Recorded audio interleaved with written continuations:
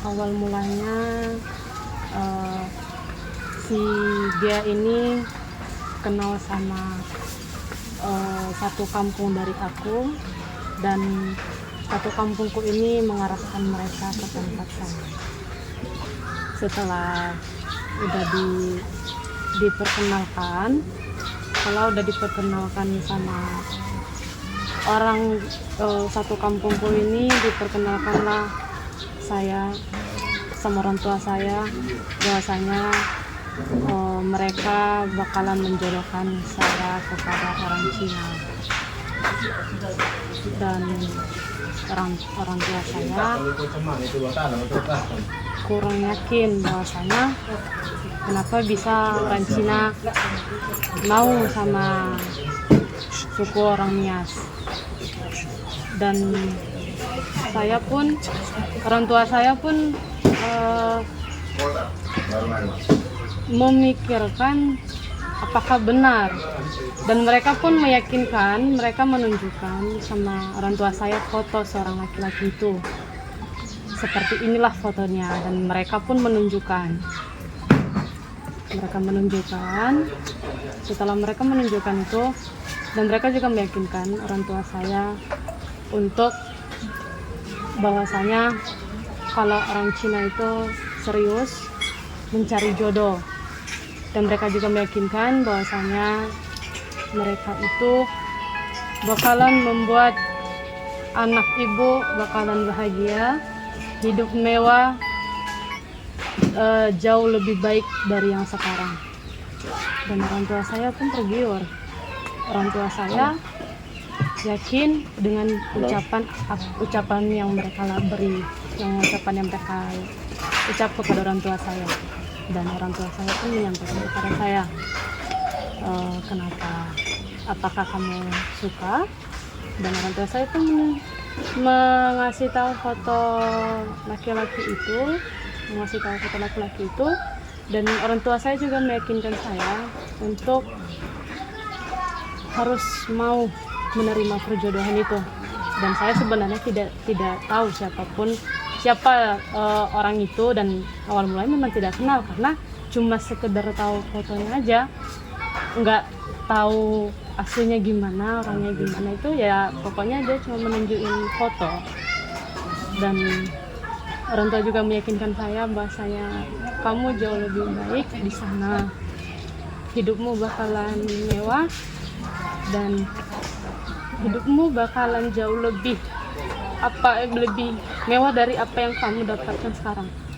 Mungkin kamu di sana nanti jauh lebih baik, mana tahu hidup kamu berubah.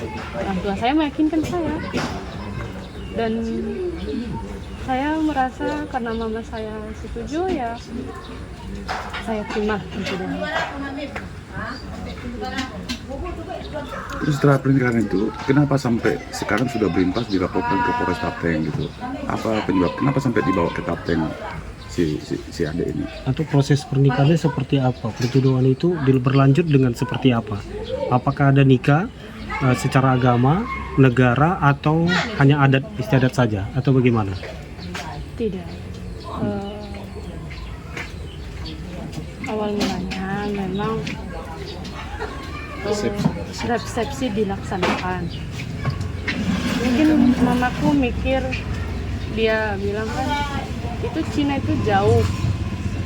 itu jauh, jadi ya sekali seumur hidup. Soalnya pernikahan bukanlah pernikahan hal yang main-main. Pernikahan itu sekali seumur hidup, dan mamaku membuatlah resepsi pernikahan saya mewah untuk semalam itu. Saya bertunangan hari Jumat, hari Sabtunya saya menikah. Dan awal mulanya kami itu, sebelum kami bertunangan itu, kami ke rumah sakit ngecek kesehatan. Nah, ngecek kesehatan, dan dia membeli cincin. Setelah itu pulang, baru besok Jumatnya saya bertunangan sama dia. Nah, setelah saya bertunangan sama dia, mereka pun memberi duit 30 juta kepada orang tua saya memberi 30 juta dan besoknya hari Sabtu saya menikah. Nikahnya seperti apa? Ada melalui prosedur pemerintahan, dibawa ke kantor agama atau ke gereja atau gimana? Sebenarnya pernikahan saya cuma resepsi pernikahan secara keluarga dan orang desa sana, mungkin orang desa saya sebagian mungkin tahu, dan dari pihak orang tua, dari pihak keluarga ibu saya sebenarnya kurang setuju. Pihak keluarga bapak ada yang setuju karena karena ibu saya itu udah menerima duit berupa mahar saya, dan mana mungkin dikembalikan sedangkan duitnya udah dipakai sebagian, dan mereka menolak pun tidak bisa ya. Jadi timbullah namanya, mereka pun diiyakan, mereka pun orang tua dari bapak saya setuju, mereka setuju dari situ, dan makanya resepsi pernikahan saya berjalan hari Sabtu kemarin. Artinya kesimpulannya tidak ada pernikahan secara administrasi negara dan agama ya? Tidak ada. Oke. Selanjutnya setelah nikah, setelah dijodohkan seperti itu,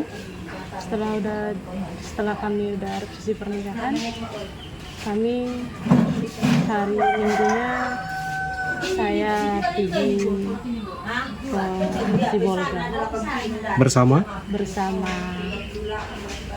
tunangan saya sama yang lainnya. Berapa orang? Sekitar ada 7 orang ikut saya. 7 orang? Ikut saya. Warga negara Tiongkok ada berapa orang? Warganya ada 3 orang. Selebihnya? Terjemah 1 supir, 1 suku Nias. Jenis kelamin penerjemah?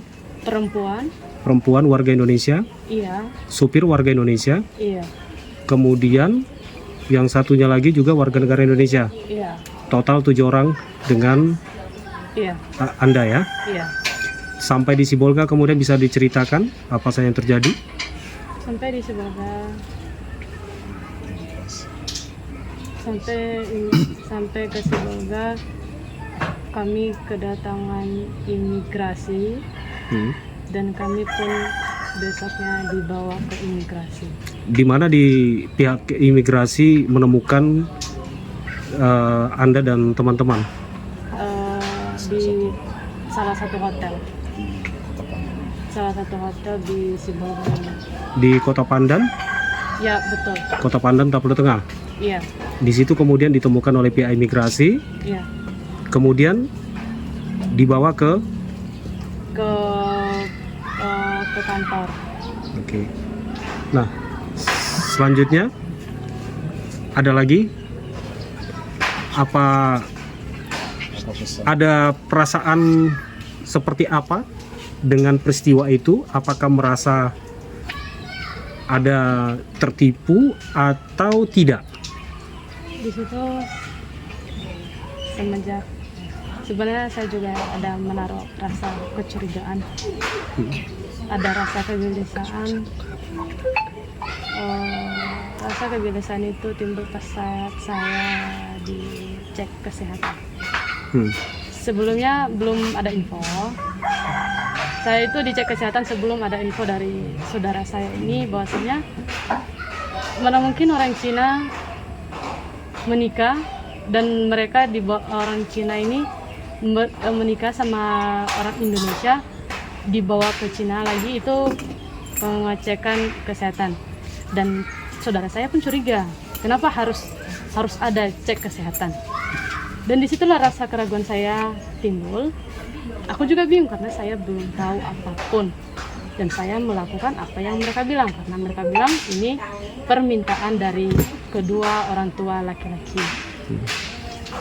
Sudah ada komunikasi dengan kedua orang tua? Saya tidak pria? Saya tidak ada berkomunikasi kepada kedua orang tua mereka karena saya tidak tahu bahasa mereka. Hanya itu alasan yang diberikan? Iya.